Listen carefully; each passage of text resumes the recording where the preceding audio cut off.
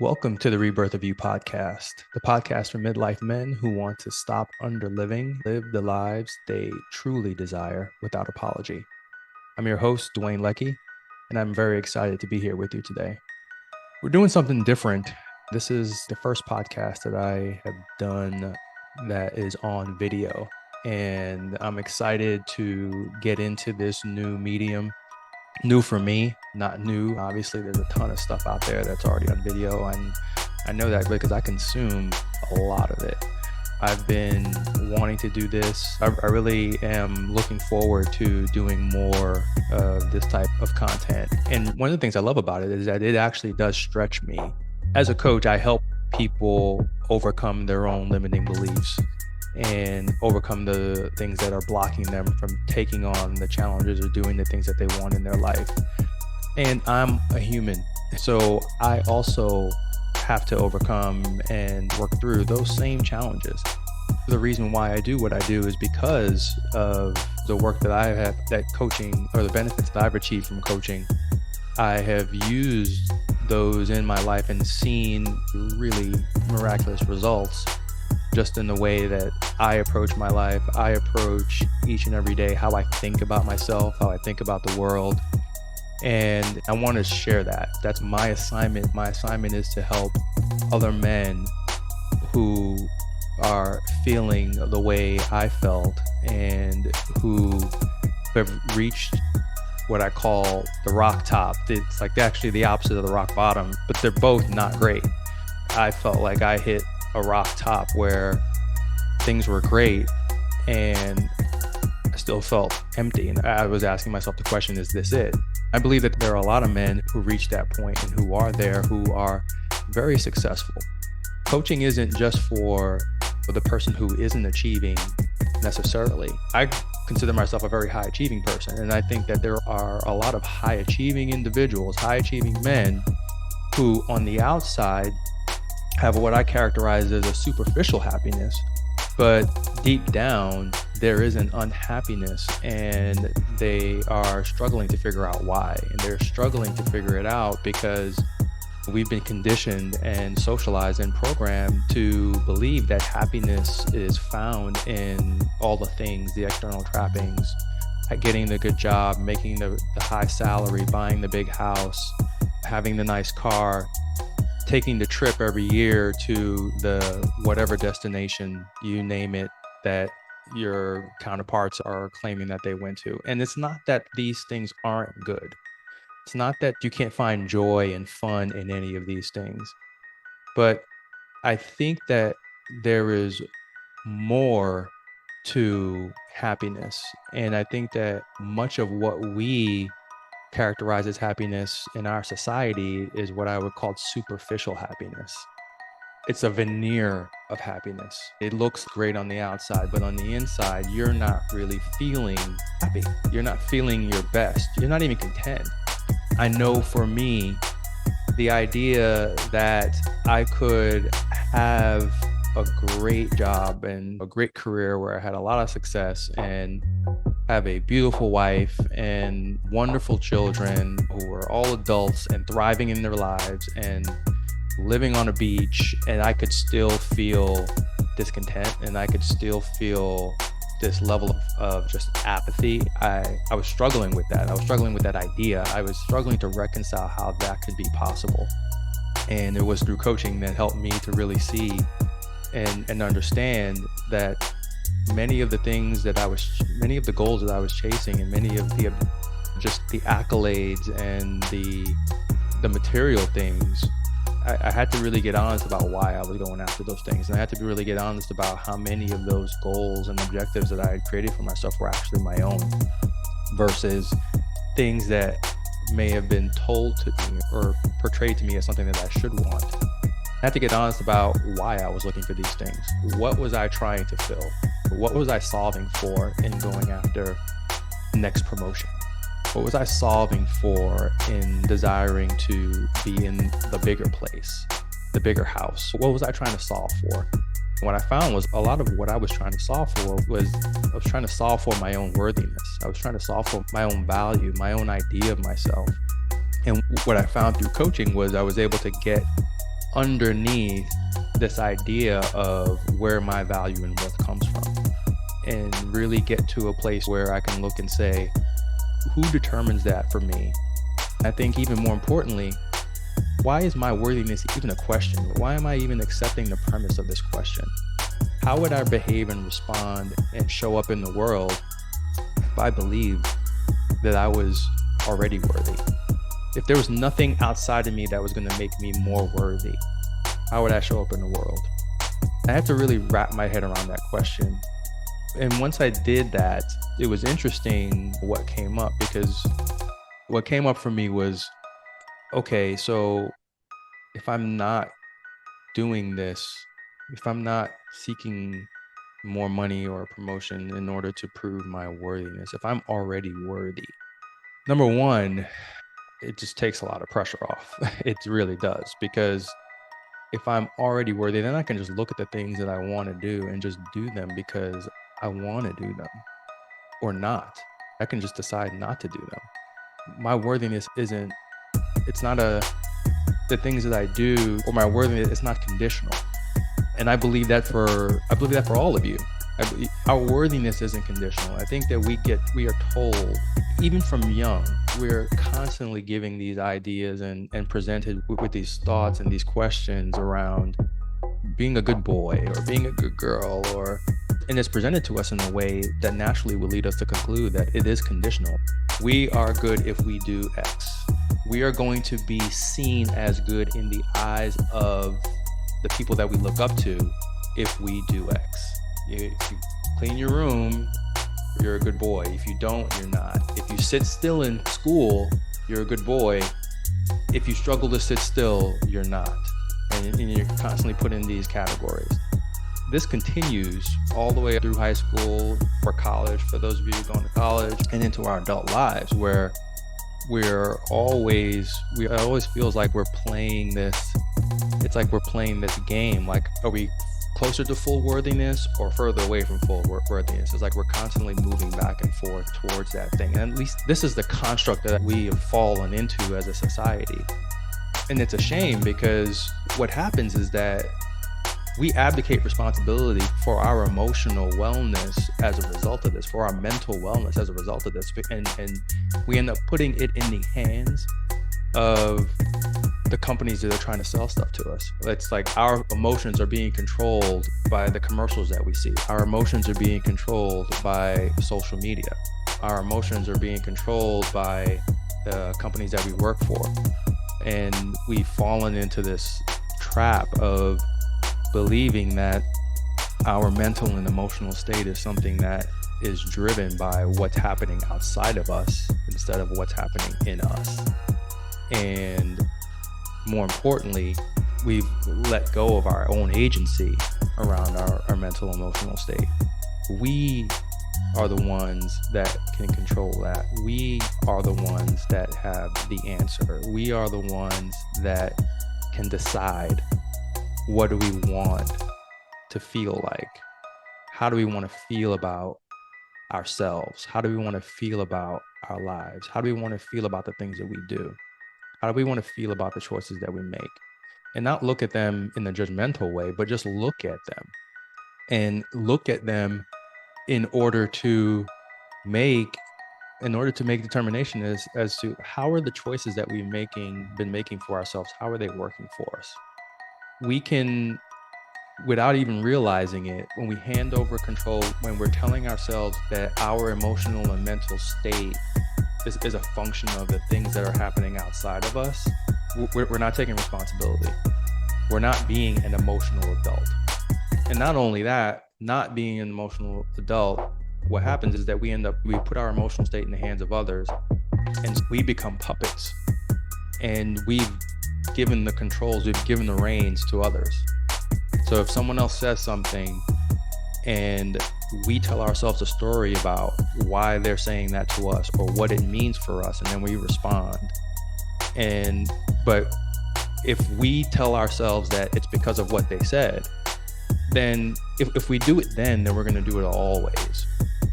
We see the fruit of that right now in so much of our society, where everyone is so easily triggered by what is going on, what they see.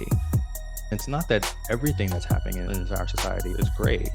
It's the reality is that if you choose to be triggered by anything, you're going to be triggered by everything.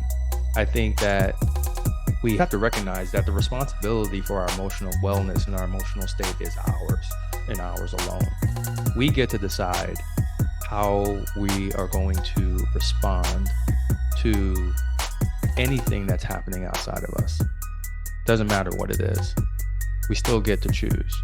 I'm not telling you not to feel angry about things that may occur outside of you, or that you may witness in society, or not to feel sadness or not to feel any of this. This is not about not feeling negative emotion, but it's about understanding what's driving those emotions and understanding that those emotions are coming from the story that you're telling yourself about what's happening and not from the thing that's happening. That is a critical distinction, because once you not just intellectualize but emotionalize the idea that our feelings are driven by the stories that we tell ourselves about facts that happen in the world. The facts that happen in the world aren't the things that cause us to feel any way. It's the story we tell ourselves. It's the narrative that we create and craft about that fact that causes the feeling that we have. Once we accept that, and once we internalize that, we take back our agency when it comes to our own emotional wellness. And not only do we take back our agency, we take back our power. And it's that power that enables us to move forward in the world in the way that we truly desire to move forward. It's that power that enables us to take on the challenges that come our way and not crumble. It's that power that allows us to choose to anticipate a positive outcome versus focusing on the undesired outcome, which then produces anxiety. So much of the reason why we don't move forward in the things that we really want to do is because of the feeling of anxiety that we produce because of what we're choosing to believe about the thing that we want to do. Anxiety is the belief, the energy that is created from you believing in a future outcome that you don't want. That's anxiety.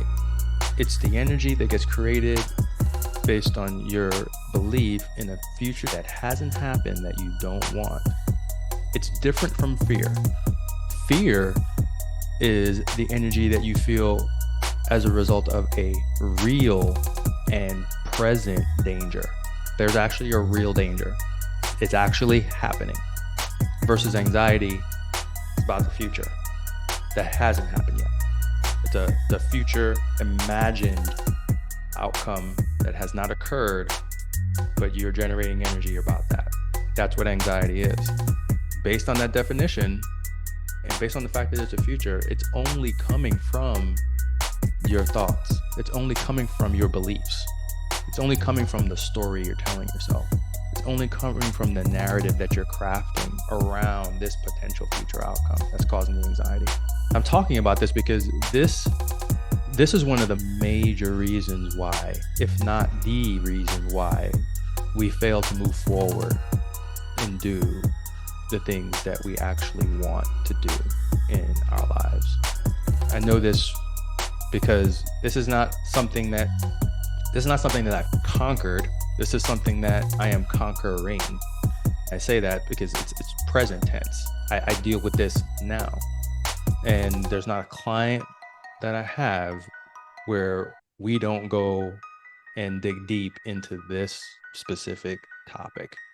All my clients are high achieving. All my clients have accomplished a lot and they want to accomplish more. But we reach a place where we're trying to figure out what that next thing is. For some of us, it's what is that next thing? And trying to comb through the noise and really find the signal to really identify, is this the next thing that I want to do? Or is this the next thing that I think I'm supposed to do? In some instances, the question, is there a next thing? Could there still be a next thing? Is it too late for me? Which is another lie. It's another myth that's been presented to so many of us. The way we think about retirement in our society is, listen, I'm not even going to say it's wrong. It's just someone's opinion. It is just someone's opinion. But it's amazing how it's been integrated into our lives to such a degree that for many of us, we believe it's a fact. We believe this is what we have to do. We have to retire at 65. That's what we're supposed to do. Who says? Who gets to choose? Think about that. Who gets to choose? Why is someone else choosing for you? Why is the outcomes and the things that you want to do in your life being determined by someone else? That's just one example of a concept that many in our society we've internalized to be just fact, just the way it's supposed to be. But I want you to think about and just question that for a moment, and maybe just sit with this thought that I'm offering you, which is that is someone's opinion. I want you to consider how many opinions we have interpreted to be facts and operate as such, and how those so-called facts, which are truly opinions, have and are influencing your life. We have so many examples of people who are still going in their 50s, in their 60s, in their 70s, in their 80s. Look at Warren Buffett. The man still wakes up and drives to his office in the same car he's been driving for over a decade, in the same house he's been living in for 3-4 decades, maybe 5. He's like, why do I need to move? What do I need a bigger house for? I think he's in his early 90s and he's still waking up and going to work, but no desire to think about stopping. And there are more examples. And there are also examples of people who retire at their retirement age into a life of nothingness. You hear people say, I don't even know what I'm going to do.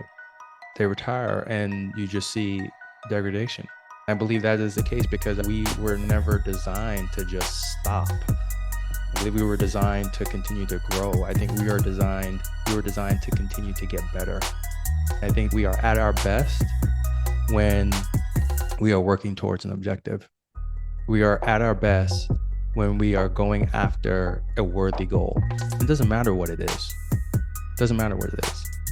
Goal could be to get better at investing. The goal could be to get better at golf. The goal could be to get better at pottery. It could be to get better at jiu-jitsu. It could be to get better at creating a business. It could be just to get better, just to do something challenging, to do hard things. I think that we are at our best when we are working towards a worthy goal, a worthy ideal. And I think that when we're not, I think that there is a cost.